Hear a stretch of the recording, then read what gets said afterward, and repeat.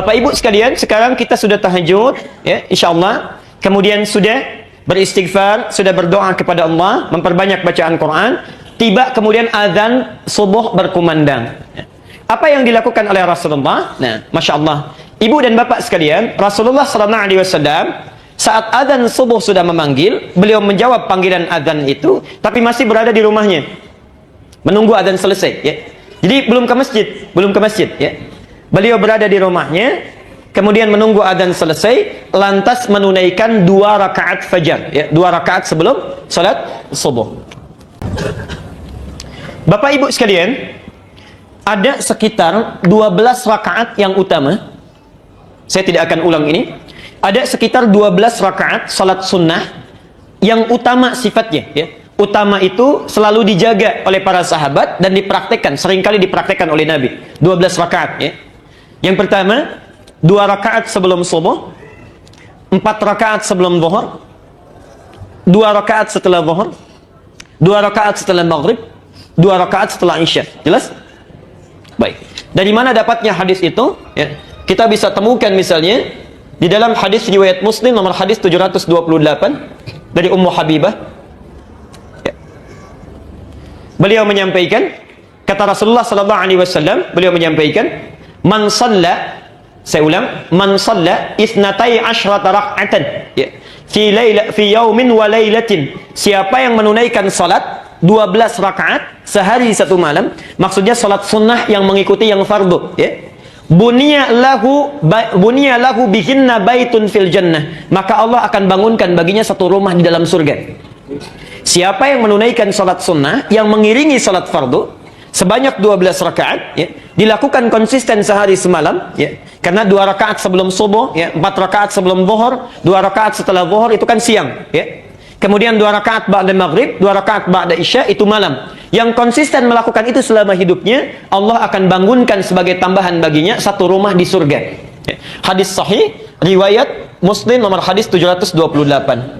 Ustadz, dari mana taunya 2 rakaat sebelum subuh, 4 rakaat sebelum zuhur, 2 rakaat sesudah zuhur, 2 rakaat setelah maghrib, 2 rakaat setelah isya? Itu ada di At-Tirmidzi, lebih lengkap lagi, nomor hadis 415. Nah, Bapak Ibu sekalian, dari 12 rakaat itu, maka Rasulullah mencontohkan kepada kita memulai dengan 2 rakaat sebelum subuh. Dalilnya hadis riwayat Muslim nomor hadis 725 dulu. Didapati juga di At-Tirmidzi nomor hadis 418. Perhatikan keutamaannya, perhatikan. Keutamaan 2 rakaat sebelum subuh. Ini saking pentingnya, Rasulullah tidak pernah meninggalkannya selama hidupnya. Saking pentingnya, ya. Dan ada 2 salat yang hampir tidak pernah ditinggalkan oleh Nabi. Hampir tidak pernah ditinggalkan oleh Nabi. Bahkan dalam perjalanan pun masih dikerjakan. Yaitu 2 rakaat sebelum subuh dengan salat witir, ya. Itu seringkali dikerjakan. Perhatikan. Kata Rasulullah, rak'atal fajri, 2 rakaat salat yang ditunaikan sebelum subuh itu khairum minad dunya wa ma fiha. 2 rakaat fajar atau 2 rakaat sebelum subuh itu pahalanya, nilainya di sisi Allah lebih baik daripada dunia dan seisinya. Masya Allah, dunia dan seisinya.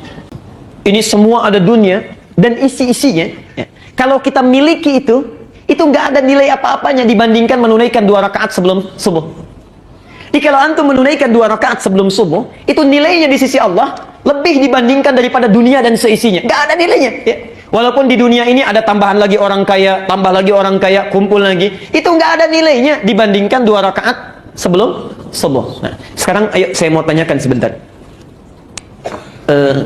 Maafkan saya, kalau nanti Al-Ihsan bikin pengumuman, nggak usah tunggu bulan depannya. Mana DKM-nya ini? Ada DKM-nya? Pak Iman, Ustadz Iman tolong bikin pengumuman setelah ini, yang sholat subuh di Masjid Al-Ihsan besok, masing-masing dapat amplop 500.000. Baik, ya? Masing-masing dapat amplop berapa? 500.000. Siap, Ustadz? Cuma diumumkan saja, kan? Cuma diumumkan. Kan? Lihat sini ya. Lihat. Azan subuh jam 4:36. Datang jam berapa ke sini? Dan maaf, terbatas, cuma 100 orang pertama. Datang jam berapa? Masya Allah. Jam 2, tadi jawaban jam 2. Antri. Perhatikan. Kata Ali bin Abi Thalib, ajaban linnas, sungguh aneh manusia ini katanya. Sungguh aneh manusia ini. Sudah tahu akan meninggal, tapi nggak pernah serius menyiapkan bekal untuk meninggalnya. Ya. Itu Ali dulu, sekarang lebih aneh lagi. Masya Allah, lebih aneh lagi. Dikasih uang 500.000, azan jam 4.36, bangun dari jam 2. Cuma 500.000, Allah tawarkan dunia dan seisinya. Dipanggil 4.36, baru bangun jam 6:34. Masya Allah. Ini kan aneh ya, aneh sebetulnya. Allah tiap hari ditawarkan, lebih baik daripada dunia dan seisinya, kumpulkan pahala, kumpulkan pahala. 500.000, Masya Allah. Dari jam 2 kita siap-siap. Tiap hari ditawarkan, subuh terlambat terus. Berubahnya mau kapan? Kurang apa lagi mau dimotivasi? Masya Allah. Ini bagian yang pertama. Nah, Bapak Ibu sekalian, saking pentingnya ini, jadi di hadis itu setidaknya ada 3 kalimat, lebih baik daripada dunia dan seisinya. Misal di Al-Bukhari, nomor hadis 2639. Nanti antum bisa praktekkan ini ya. Perhatikan kalimatnya. Ini hadis dari Anas bin Malik. Ya. Jadi ada Malik bin Anas, ada Anas bin Malik ya. Anas bin Malik punya anak namanya Malik bin Anas ya. Baik. Nah, Anas bin Malik ini Masya Allah itu pembantu Nabi dan lama membantu Rasulullah. Ketika ditanyakan, beliau ditanya oleh sahabat setelah Rasulullah wafat, ya, ditanya, hei saudaraku katanya, ya kalau dalam bahasa kita, Allahu a'lam, ya akhi, ya saudaraku, bagaimana kesanmu saat membantu Rasulullah? Perhatikan kata Anas bin Malik, tidak pernah saya dapati Rasulullah saat saya bantu kecuali mendengar satu kalimat dari lisan beliau. Satu kalimat saja. Perhatikan kalimatnya, kata Nabi, apa yang bisa saya bantu? Madza akhdubuk? Selama saya bantu Nabi, saya nggak pernah dengar kalimat dari Nabi kecuali satu. Kata Anas ini, apa yang bisa saya bantu? Insya Allah. Ya. Ini paling luar biasa. Anas itu jadi pembantu Nabi, bukan sekedar ingin jadi pembantu. Ya, Masya Allah. Beliau itu ingin mengabdikan hidupnya supaya lihat bagaimana kehidupan sunnah langsung dari sumbernya. Ya.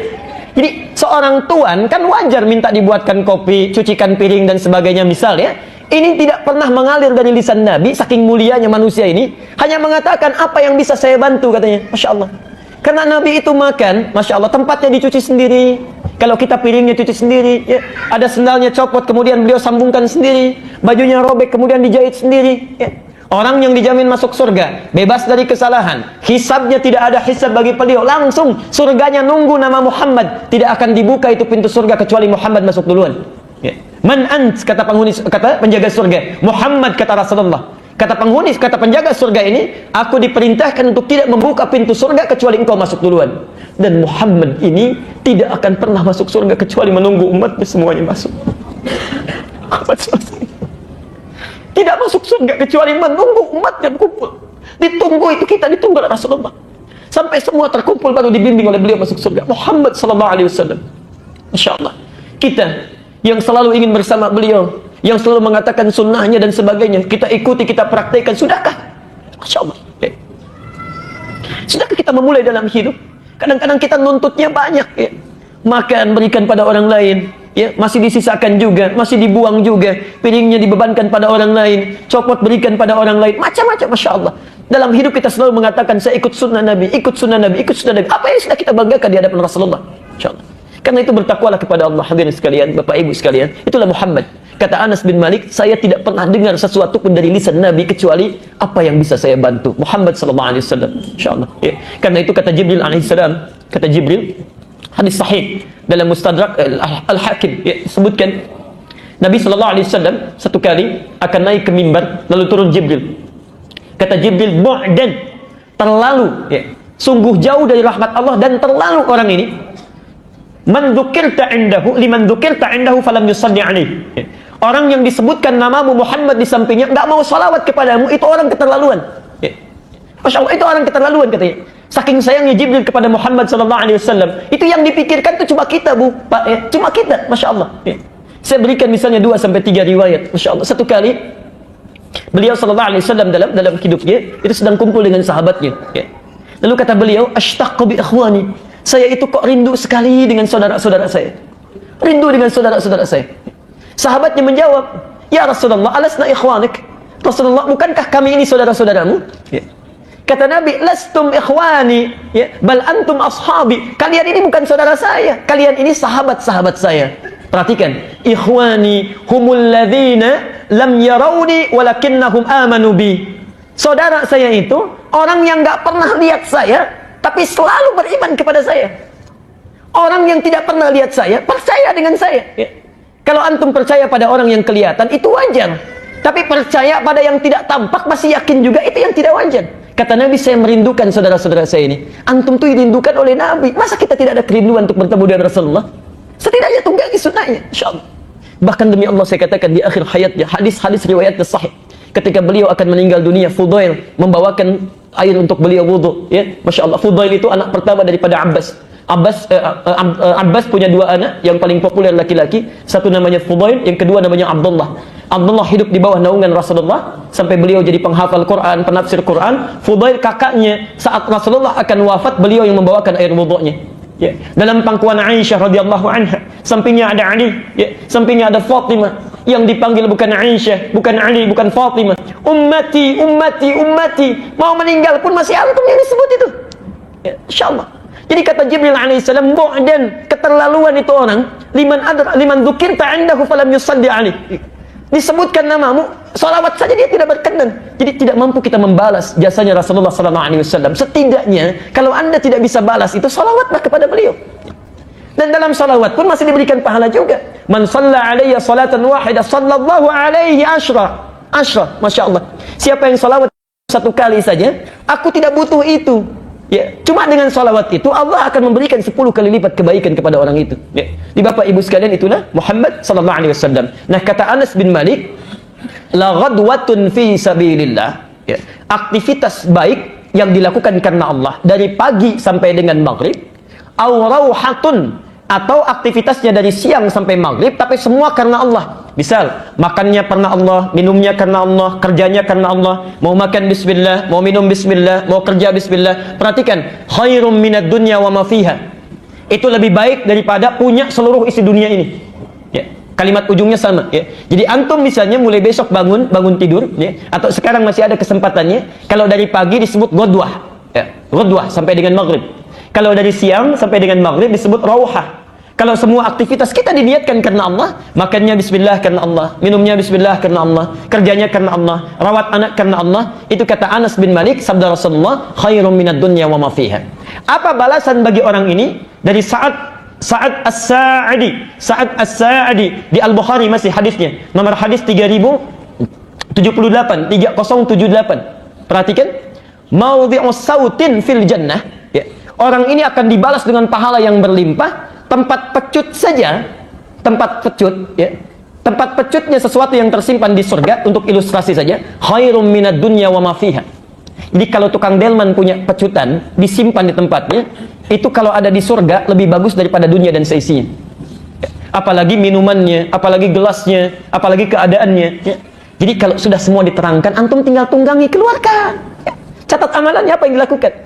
Nah, setidaknya bangunlah 2 rakaat sebelum subuh, itu tunaikan. Khairum minad dunya wa ma fiha. Nabi tidak pernah meninggalkan ini selama hidupnya, konsisten menunaikannya. Dari mana taunya? Hadis Muslim nomor hadis 724. Dari Aisyah radhiyallahu anha. Qalat, lam yakunin Nabi sallallahu alaihi wasallam minan nawafili asyaddu ta'ahudan ala rak'atail fajr. Ya. Tidak pernah Rasulullah SAW memperhatikan, menjaga dengan kuat di antara salat-salat sunnahnya dibandingkan dengan perhatian beliau terhadap 2 rakaat sebelum fajar. Ya. Jelas sampai sini? Baik. Jadi dalilnya yang ingin kita sampaikan pada kesempatan hari ini, Bapak dan Ibu sekalian, setelah bangun tahajud, siapkan diri kita jangan sampai ketinggalan ini. Ya. Walaupun bangunnya kesiangan, hadis sahih. Walaupun bangunnya kesiangan, misalnya ini salat yang agak istimewa, lakukan ini dulu 2 rakaat. Ya. Lakukan ini dulu 2 rakaat, baru kemudian salat subuhnya. Jelas sampai di sini? Baik.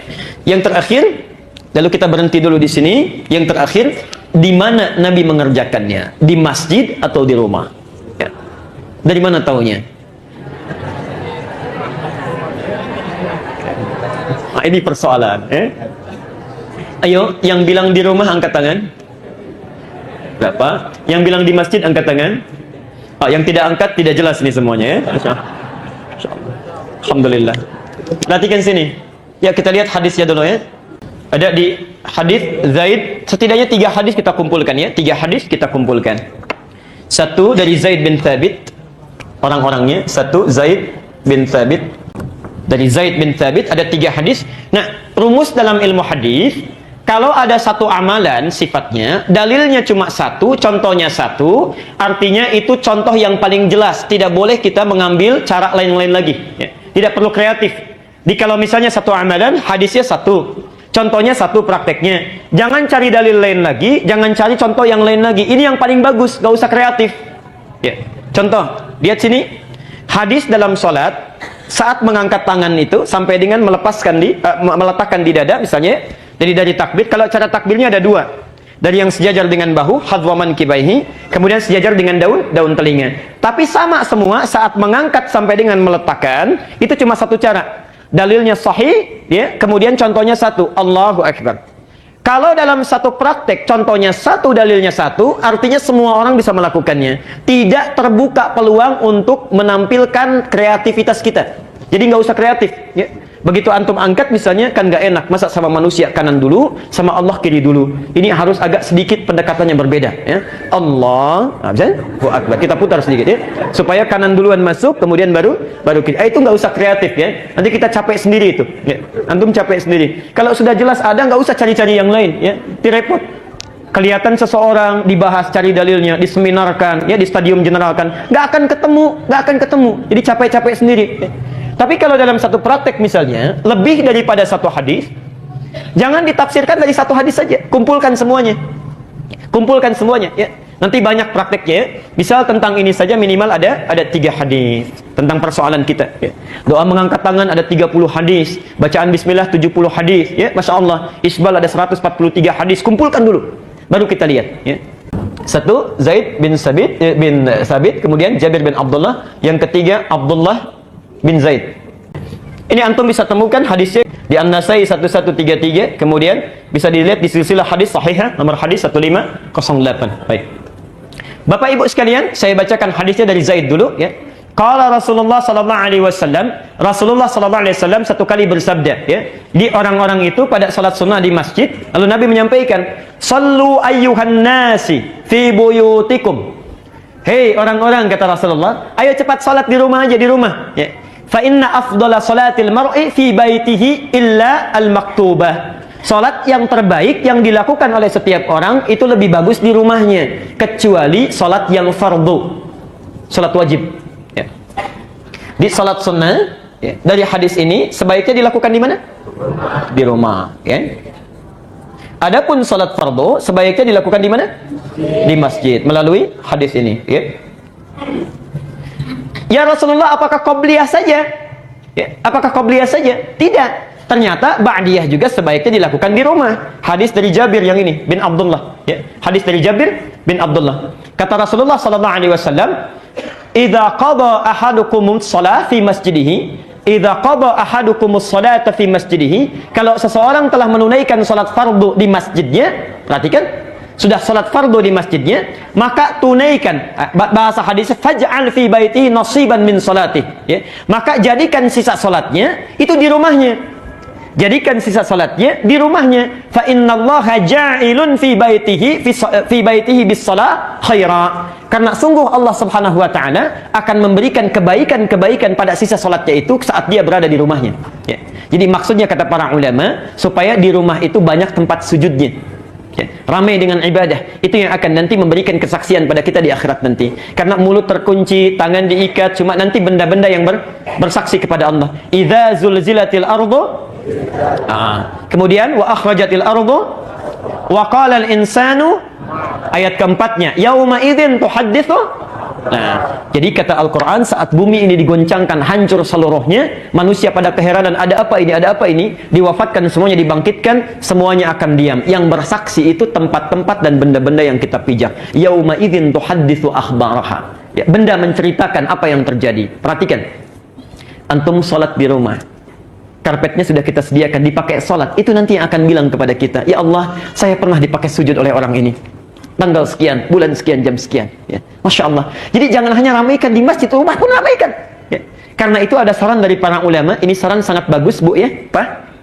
Kalau Anda memiliki sesuatu yang baru, pakai dulu untuk kepentingan Allah. Supaya mudah hisabnya. Misal, kita beli baju baru ini, Masya Allah ya. Kemudian setelah digunakan, gunakan dulu untuk Allah. Pakai dulu sholat ya, pakai sholat. Supaya saat ditanya dalam hisab itu ringan jawabnya. Dari mana rezeki yang kamu pakaikan itu untuk beli pakaian? Ya Allah, Engkau maha tahu, Engkau bisa melihat dan mengetahuinya dengan pasti. Rezekinya saya dapatkan dari si A yang sangat halal, dan Engkau ketahui itu. Kemana Engkau gunakan? Ya Allah, pertama kali saya gunakan itu adalah untuk menyembahmu, dan Engkau paling tahu kapan waktunya, kapan saya gunakan, dengan keadaan apa saya kenakan itu. Masya Allah, ringan ya. Kita kadang terbalik, ibu kalau pakai baju baru, dapat baru, digunakan apa dulu? Masya Allah. Kalau nggak kondangan arisan kan ya. Itu agak lumayan itu hisabnya. Awal-awal memang pede. Dari mana kamu dapatkan? Ya Allah, dari kerja keras suami saya, yang keringat yang kau ketahui sangat halal dia lakukan. Semuanya lancar-lancar. Kemana engkau pergunakan? Kondangan ya Allah pertama kali. Nah itu persoalan ya. Persoalan itu. Baik. Lihat hadis yang kedua dari Jabir bin Abdullah ya, maka ramaikan rumah dengan ibadah. Itu salat ba'diyahnya. Tapi pertanyaannya, apakah semua salat sunnah itu mesti di rumah? Baik. Ditaksis oleh Nabi, dikhususkan. Lihat pernyataannya, jangan berhenti di sini ya. Rahmatullah. Jangan berhenti di sini. Kalau Anda cuma baca 1-2 hadis saja, akan diambil kesimpulan berarti semua salat sunnah itu mesti di rumah. Perhatikan. Hadis selanjutnya, Abdullah bin Zaid bertanya kepada Rasulullah. Perhatikan pertanyaannya, ya rahmatullah. Ya Rasulullah, wahai Rasulullah, ayyuma afdalu min salati? Ya.